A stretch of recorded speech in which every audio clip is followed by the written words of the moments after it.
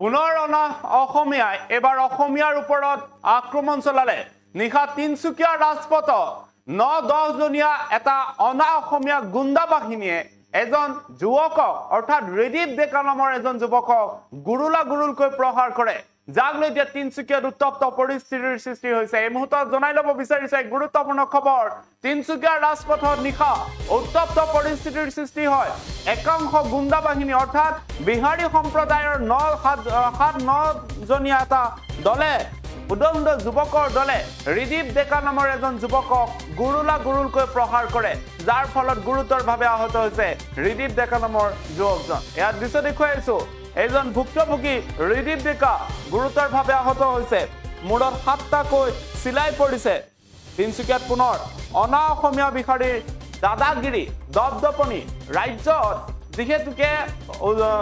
উজনিৰ পৰা নামনিলৈকে অনা অসমীয়া লোকৰ দাদাগিৰি চলাৰ অভিযোগ উত্থাপন হৈছে বিভিন্ন সময় নিগৃহীত হৈ আহিছে অসমীয়া তথা থলুৱা লোকসকল তেনেস্থলত এইবাৰ পুনৰ তিনচুকীয়াত একাংশ বিহাৰী সম্প্ৰদায়ৰ লোকে এইদৰে গুৰুলকৈ প্ৰহাৰ কৰিলে এজন যুৱকক আমি জনাই আছো গুৰুত্বপূৰ্ণ খবৰটো ৰেদীপ ডেকা নামৰ যুৱকজনক নিশা এনেদৰে গুৰুলকৈ প্ৰহাৰ কৰাৰ পাছত গুৰুতৰভাৱে আহত হয় আৰু আহত ৰেদীপক চিকিৎসালয়ত ভৰ্তি কৰোৱা হৈছিল তিনচুকীয়াৰ নিশা পুনৰ অনা অসমীয়া অৰ্থাৎ বিহাৰী সম্প্ৰদায়ৰ 7 পৰা 9 জনীয়া এটা গেঙৰ দলে দুৰ্বৃত্তৰ দলে এজন যুৱকক গুৰুলকৈ প্ৰহাৰ কৰে আমাৰ হাতত প্ৰথমতে ভুক্তভোগীৰ মন্তব্য আছে সেই মন্তব্যটো প্ৰথমতে শুনাই ল'ব বিচাৰিছো তাৰপিছত মানে মই শ্মশানৰ ভিতৰত সোমাব নাপায় কাৰণ যিহেতু মই বিয়া পতা 1 বছৰ কাৰণে এই নীতি নিয়ম মই যাব নোৱাৰি তাৰপিছত মই বাহিৰত আছিলোঁ যেতিয়া মানে কাজ সম্পন্ন হ'ল শ্মশানত জ্বলোৱা কাজ সম্পন্ন হ'ল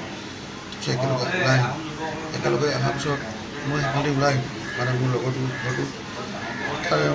আপোনাৰ আগত যিটো বাজাজ ডিলাৰ আছিলে পালচাৰ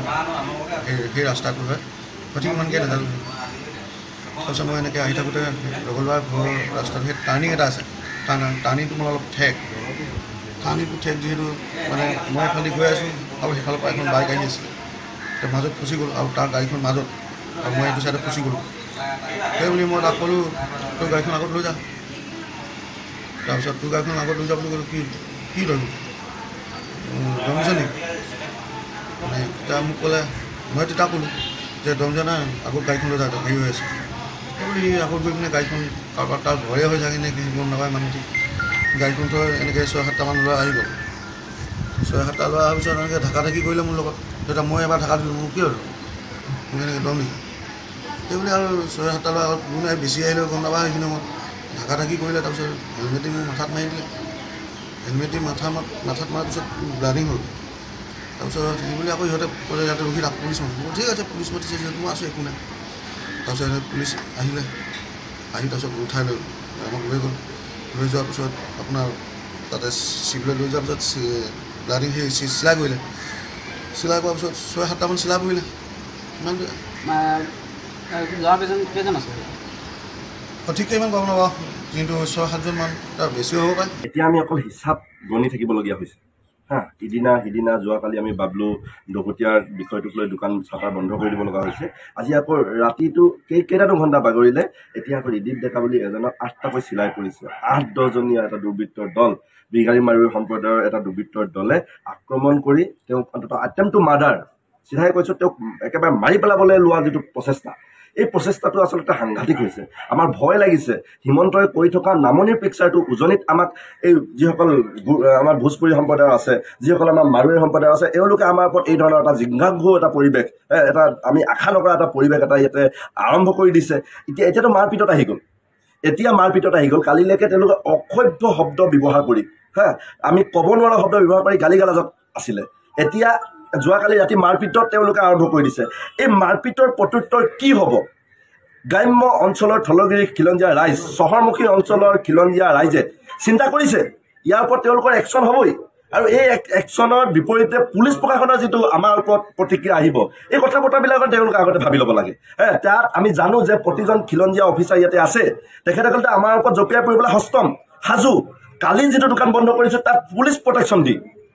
দুখনকৈ পুলিচৰ গাড়ী দি ডজন হিচাপত চাগে পুলিচ তাতে মোতায়েন কৰি এটা দোকান সুৰক্ষা কৰিবৰ কাৰণে খোলাবৰ কাৰণে তেওঁ তাতে মকৰণ কৰিছে এই কথা বতৰাবিলাক আমাৰ সহ্য সীমা বাহিৰত গৈছে এতিয়া আমি আৰু ৰৈ নাথাকোঁ আমাৰ গ্ৰাম্য অঞ্চলবিলাকৰ পৰা আমাৰ চহৰমুখী অঞ্চলবিলাকৰ পৰা প্ৰতিটো অঞ্চলৰ পৰা আমাৰ ওচৰলৈ বাৰ্তা আহিছে যে ডেট ঘোষণা কৰিব লাগে আমি এতিয়া 14টাকৈ দল সংগঠনক ৰিপ্ৰেজেণ্ট কৰি আছোঁ এতিয়া আমি ডাইৰেক্ট এটা সিদ্ধান্ত এটা আপোনালোকৰ সন্মুখলৈ আগবঢ়াই দিব নোৱাৰোঁ আমি এজেওএচিপিৰ লগত কথা বতৰা হৈছে আছুৰ লগত কথা বতৰা হৈছে মৰাণ মটক প্ৰতিটো সংগঠনলৈকে আমাৰ ফোনত বাৰ্তালাপ হৈছে আজিৰ দিনটোতে এটা ভাল সিদ্ধান্ত হ'ব আমি ভাবিছিলোঁ যে আমাৰ মতে হ'লে ব্যক্তিগত কথা বতৰা হ'লে আজিৰ পৰা যিকোনো খবৰৰ বাবে যোগাযোগ কৰক 7099017330 অথবা 7099017390 নম্বৰত